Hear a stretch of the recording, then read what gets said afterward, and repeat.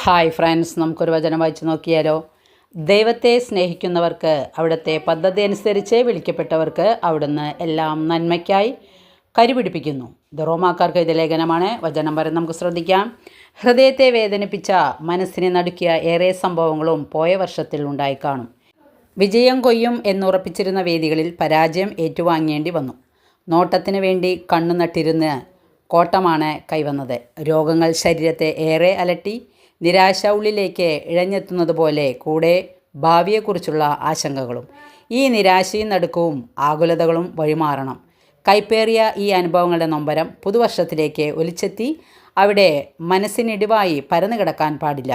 ഉള്ളം നേറിയ ഈ സംഭവങ്ങളിൽ കർത്താവിൻ്റെ കരങ്ങൾ ചലിച്ച് അവയെല്ലാം നമ്മുടെ നന്മയ്ക്കായി അവിടുന്ന് കരുപിടിപ്പിക്കുകയായിരുന്നു എന്ന വിശ്വാസത്തിൻ്റെ കണ്ണുകളിലൂടെ തിരിച്ചറിയണം.